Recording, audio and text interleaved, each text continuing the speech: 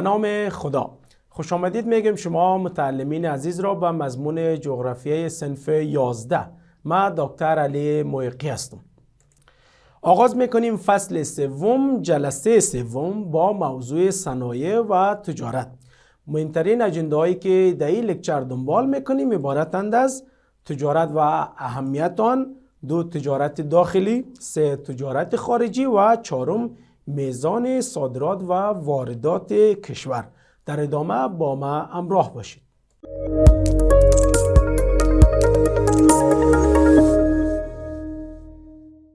خب بریم ببینیم که تجارت چی است. یعنی داد و ستود امتعه یا تبادل کالاهای مورد نیاز که در مقابل کردیت پولی توسط بایع و مشتری صورت میگیرد. خب بریم سراغ تاریخچه تجارت که از کجا شروع شده است. میگه از زمانهای قدیم انسانها به تبادل اشیاء اضافی خود در منطقه خود و بعداً در اطراف و ماحول منطقه و پس به نقاط دورتر مبادرت می‌ورزیدند. خب شرایط لازم برای انکشاف تجارت: 1. تولیدات اضافی اشیاء صورت گیرد، چون که جنس زیاد باشد تا ما بتانیم اضافه از نیاز خود را به دیگران تجارت کنیم و بفروشیم. 2. تخصص در حرفه معینه وجود داشته باشه، بتانیم که یک کالای مشخصه در اینجا تولید کنیم که تکنیکش را داشته باشیم. 3. تقسیم وظایف و کار صورت بگیره. 4. اختلاف در نوعیت تولید و ناحیه موجود باشه. 5. موانع سیاسی، کلتوری و گمرکی نباشد. 6. ترانسپورت و ارتباط میان 2 ناحیه موجود باشه. و 7. تعاملات زیاد مردم 2 ناحیه به اجناس اموال مورد ضرورتشان باشد.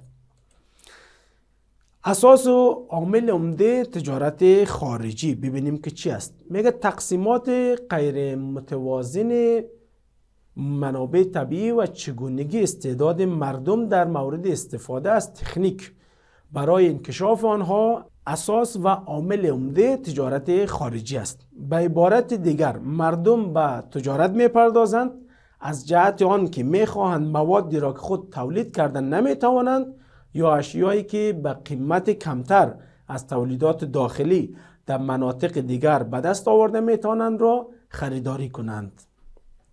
خب در این مورد اگر بخوایم برای شما یک مثال بزنیم و با عنوان مثال 2 قریه را در نظر بگیرید. شما یک قریه را ما قریه الف میگیم، یک قریه را قریه ب میگیم. در قریه الف یک ماده تولید میشود، قیمتش است با عنوان مثال 5 افغانی. باز در همون ماده در قریه ب تولید میشه در 25 افغانی. خب مردم سعی میکنن که همون ماده را وقتی خودشان نمیتونن تولید کنن یا مادهشان ندارن، مواد اولیه‌شان ندارن یا تکنیکشان ندارن که قیمت برایشان تمام میشه، سعی میکنن که همون ماده را بتونن از قریه الف خریداری کنن به قیمت 5 افغانی. خب در افغانستان یا آریانای قدیم نظر به موقعیت جغرافیایی که در چهارراه تمدن آن زمان قرار داشت، یعنی به طرف شرق تمدن‌های هند و چین و به طرف غرب تمدن‌های فارس و یونان و روم قرار داشت، تبادل اموال و فعالیت‌های تجاری بسیار رواج داشت. در مرکز کشور ما و شما قرار داشت در تاریخ کمیس و تمدن‌های کلان بود، امدهیسوش تمدن‌های کلان بود و یک شاهراه یا یک مسیر، یک سرک بسیار مطمئن بود که کاروان‌ها یا اموال تجارتی از این مسیر منتقل و جابجا میشد.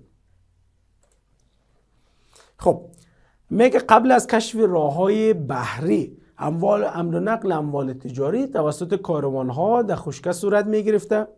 تجارت بیشتر بین شرق و غرب یعنی از کشور چین تا کرانه‌های شرقی بحیره مدیترانه صورت می‌گرفت و افغانستان باعث یک منطقه پرارزش ترانزیتی حائز اهمیت بود. همونطور که گفته شد باز در یک شاهراه قرار داشت که کاروان‌ها یا مسیرهای تجارتی از افغانستان عبور می‌کرد و از این منطقه رد می‌شدند.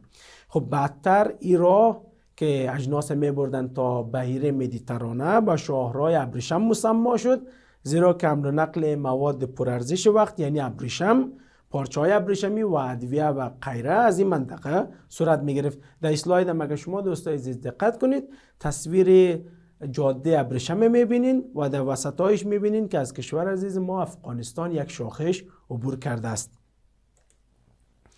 خب بریم سراغ موضوع بعدی. افغانستان میتواند از موقعیت خاص جغرافیایی خود استفاده کند، زیرا به عنوان یک چهارراه بین کشورهای همسایه عمل کرده میتواند و عواید ملی اشتغال و ارتباطات خود را از این طریق میتونه که بلند ببره.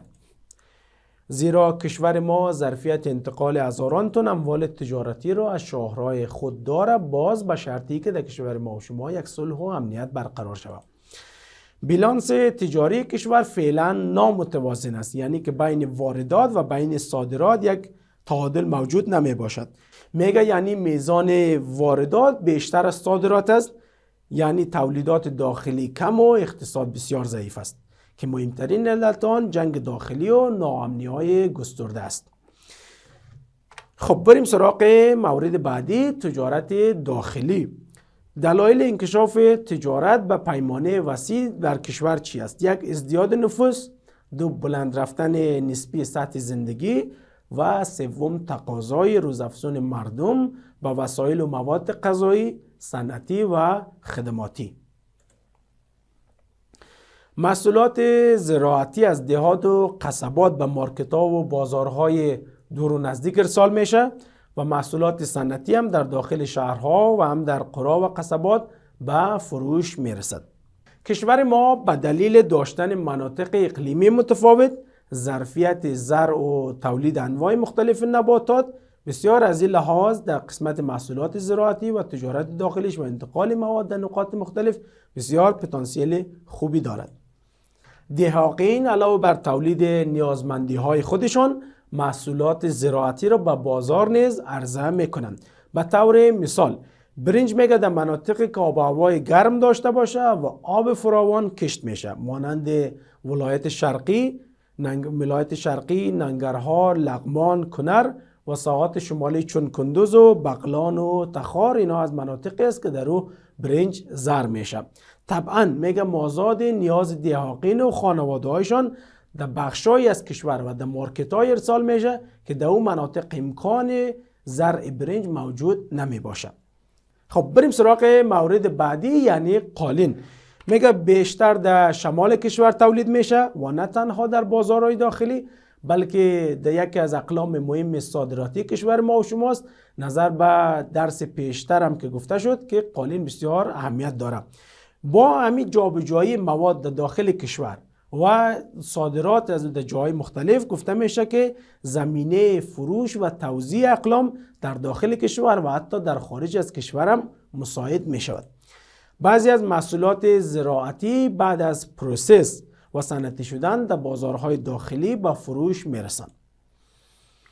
خب بریم سراغ باز هم اثرات منفی جنگ های داخلی بر صنعت و تجارت داخلی. میگه بر اثر جنگ های 3 دهه اخیر تمام زیربناهای اقتصادی، اجتماعی، اداری و سیاسی از هم پاشیده و به تجارت بیشترین صدمه رسیده است که در نتیجه افغانها بیشتر از قبل به واردات وابسته شدند. گفته شد که بیلانس تجاری کشور نامتوازن است، واردات ما بیشتر از صادرات ما می باشد. اما میگه خوشبختانه در این اواخر کار احیا و بازسازی یک تعداد از این مؤسسات شروع شده و بعضی به سکتور خصوصی هم واگذار شده است. همچنان احیا و بازسازی سرک‌ها و راه‌های مواصلاتی نیز صورت گرفته و قوانین تجارتی جدید سبب رونق بیشتر تجارت در داخل کشور و حتی باعث میشه که ما بتانیم که اجناس خود در خارج هم صادر کنیم. بریم سراغ موضوع بعدی، یعنی تجارت خارجی. تجارت خارجی افغانستان به 3 حوزه صورت میگیرند که عبارت بود از: یک حوزه تجارت بارتری، تبادل جنس در مقابل جنس بارتر نامیده می شود و این نوع تجارت بین کشورها و ممالک سابق سوسیالیستی مانند اتحاد شوروی، پولند، چکسلواکیا، چین و بلغاریا صورت می گرفت. دوم حوزه آزاد که با کشورهای اروپای غربی، ایالات متحده آمریکا و ژاپن صورت می گرفت و سوم حوزه نیمقاره هند. خب بعد از سقوط اتحاد شوروی و از بین رفتن رژیم‌های سیاسی در اروپای شرقی و همچنان سیاست‌های نوین خارجی، اقتصادی و تجارتی در کشور افغانستان، اینا باعث شد که در سیستم تجارت خارجی تغییرات گسترده بیاید.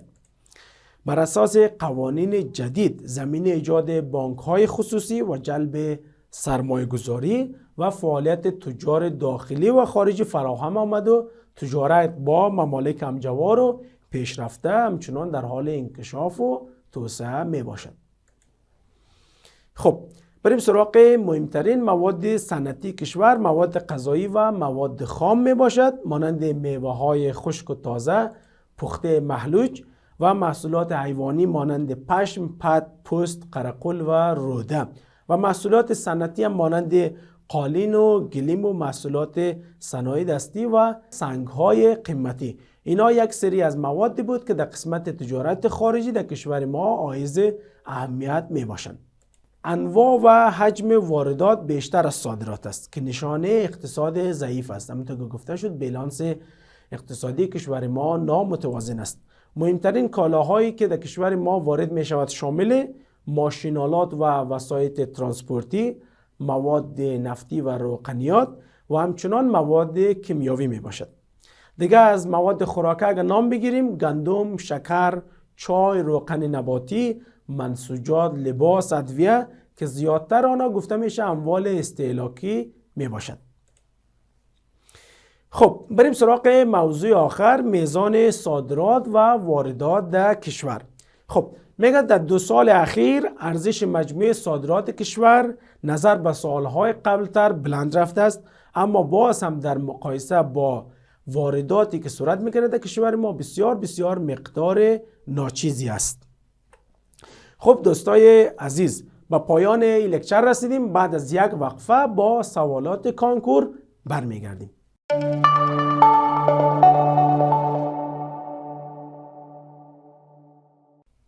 سوالات کانکور. سوال اول میگه در حوزه تجارت آزاد تجارت افغانستان با کدام یک از کشورهای ذیل صورت میگیرد؟ فرم 4 بلخ، 1 شوروی سابق، 2 ژاپن، 3 ترکیه، 4 پولند. خب نظر به لکچر گفته شد که در حوزه تجارت آزاد افغانستان با کشورهای اروپای غربی، ایالات متحده آمریکا و ژاپن مبادله دارد. بنان گزینه دوم گزینه صحیح است.